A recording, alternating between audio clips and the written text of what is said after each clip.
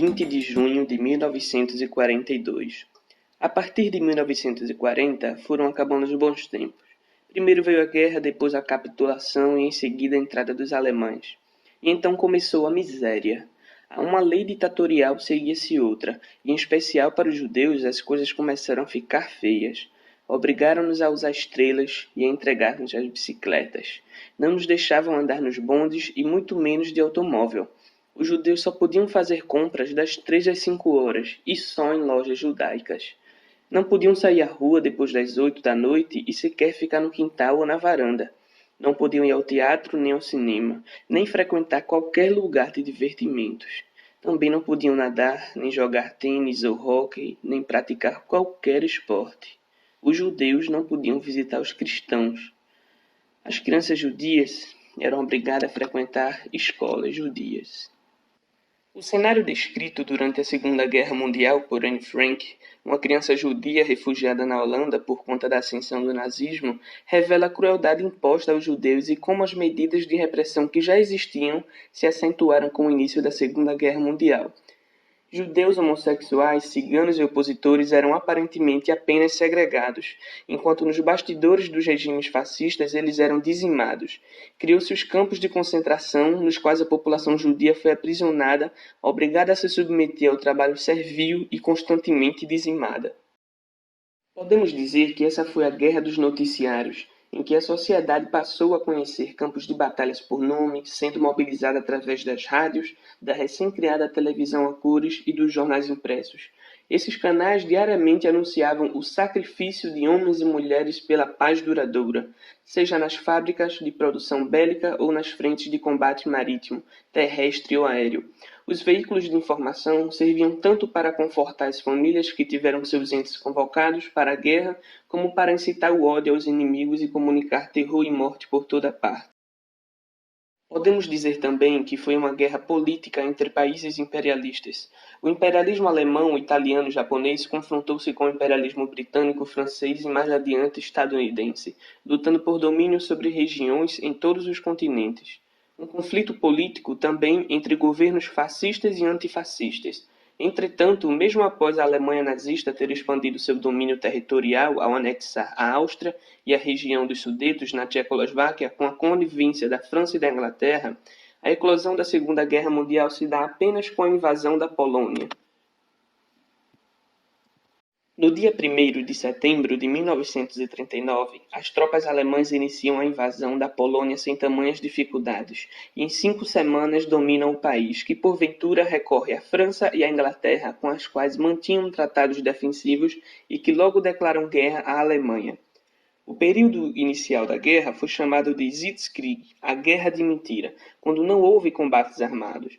Depois tudo mudou com a até então pouco conhecida Blitzkrieg, caracterizada pela surpresa, uma guerra relâmpago por mar, terra e céu. Dessa forma, a Alemanha nazista ocupa a Dinamarca, a Noruega, a Holanda e a Bélgica, e em maio de 1940 o nazismo se dirige à França com a imponência de quem dominava quase toda a Europa.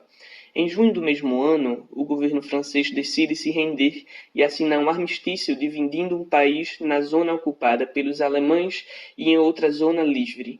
Em 1941, foi a vez da Iugoslávia e da Grécia de serem invadidas pela Alemanha nazista. Com a expansão do imperialismo nipônico no Sudeste Asiático e o conflito de interesses com os Estados Unidos por aquela região, o Japão decidiu atacar a base militar norte-americana de Pearl Harbor, sem nenhuma declaração de guerra prévia em 1941, marcando a entrada dos Estados Unidos na guerra contra os países fascistas. Nesse mesmo ano, quase todos os conflitos no Pacífico Asiático foram vencidos pelo Japão.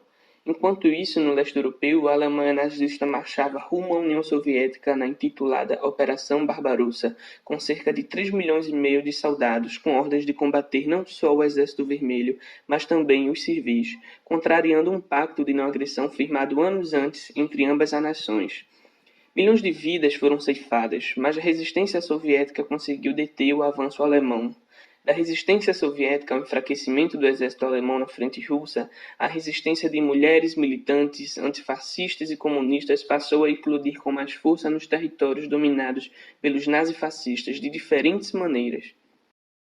Em 1942, a contraofensiva soviética enfraqueceu o exército alemão e no ano seguinte, na Batalha de Stalingrado, os alemães são derrotados pelo exército soviético após a morte de milhões de soldados e civis, sinalizando para a derrota alemã em todas as frentes de batalha. A partir daí, iniciou-se um processo de libertação de países ocupados pela Alemanha nazista, sendo fundamental o intitulado Dia D, quando as tropas aliadas desembarcam na região da Normandia e inicia o processo de libertação e avanço contra as tropas alemãs, enquanto em todo o leste europeu o exército soviético expulsava o exército alemão rumo a Berlim.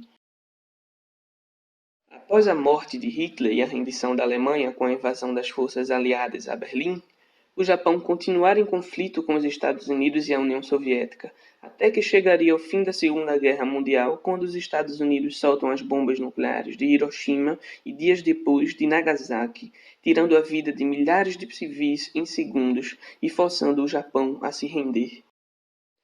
Como fator da Segunda Guerra Mundial está a morte de mais de 35 milhões de civis diante da desumanidade e inexistência de dignidade humana de milhões de pessoas que perderam suas vidas, seus familiares, que foram torturados, segregados por questões religiosas, xenofóbicas, racistas, pela forma de viver e pensar, como aconteceu com a garota Anne Frank, que faleceu em 1945 no campo de concentração nazista. Nesse contexto, criou-se a Organização das Nações Unidas em 1945 com o objetivo de se promover a paz entre as nações, e que em 1948 cria a Declaração Universal dos Direitos Humanos, a fim de garantir direitos universais fundamentais à vida humana, direitos estes que devem ser lembrados sempre em nossa memória coletiva.